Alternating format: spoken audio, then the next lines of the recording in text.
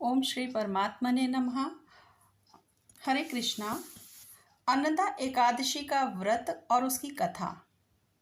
ब्रह्म वैवर्त पुराण में श्री कृष्ण और युधिष्ठिर महाराज के संवाद में अन्नदा या अजा एकादशी के महत्व का वर्णन किया गया है। युधिष्ठिर महाराज ने पूछा कि हे कृष्ण, भाद्रपद मास के कृष्ण पक्ष में आने वाली एकादशी का क्या नाम है? कृपया विस्तार से आप वर्णन कीजिए। तो भगवान श्री कृष्ण ने कहा कि हे राजन, सब पापों को नष्ट करने वाली इस एकादशी का नाम अन्नदा है। इसे अजा एकादशी भी कहते हैं। इस व्रत का पालन करके जो कोई भी भगवान ऋषिकेश की पूजा करता है वह सब पापों से मुक्त होता है। बहुत पहले हरिश्चंद्र नामक एक सम्राट थे। वह बहुत ही सत्यवादी थे। अनजाने में किए गए पाप के कारण और अपने वचन की पूर्ति के लिए उन्होंने अपना राज्य गंवाया। इतना ही नहीं, पत्नी तथा पुत्र को भी बेचना पड़ा।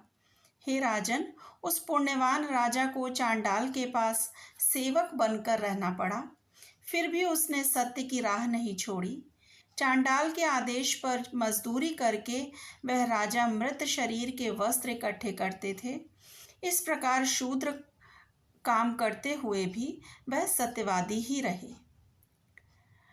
अपने आचरण से उनका कभी पतन नहीं हुआ। इसी तरह उन्होंने बहुत वर्ष निकाले। एक दिन राजा अपने दुर्भाग्य पर विचार कर रहे थे कि मुझे अब क्या करना चाहिए, कहाँ जाना चाहिए, इससे मेरा छुटकारा कब होगा।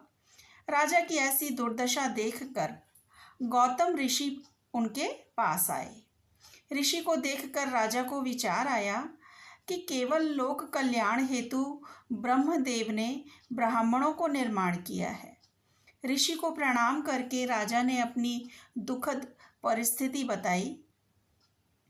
तो राजा की दुर्दशा देखकर गौतम ऋषि ने विस्मय से कहा कि हे राजन, आपके अच्छे कर्मों से जल्दी ही श्रावण मास के कृष्ण पक्ष की अन्नदा एकादशी आ रही है।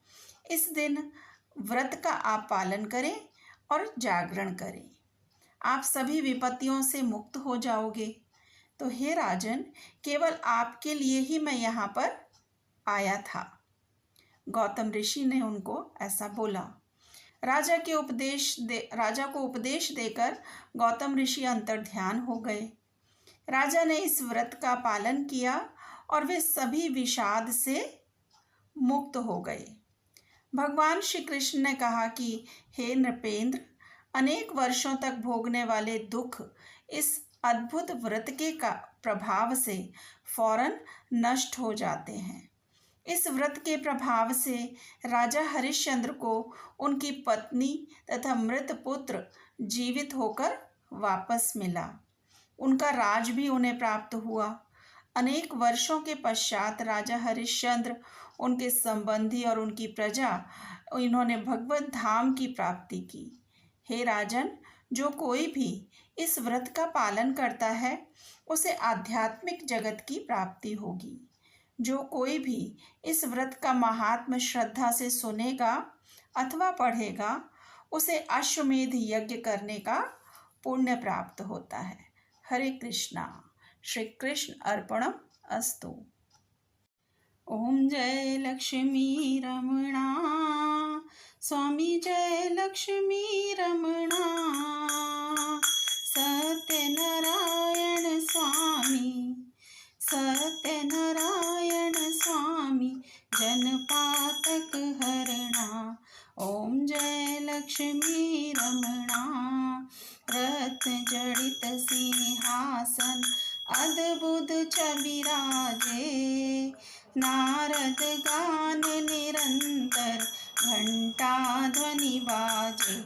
ओम जय लक्ष्मी रमणा, प्रगट भये कलि कारण तुझको दर्श दियो, बूढ़े ब्राह्मण बन के कंचन महल कियो। ओम जय लक्ष्मी रमणा, दुर्बल भील कठोरा जिन पर कृपा करी।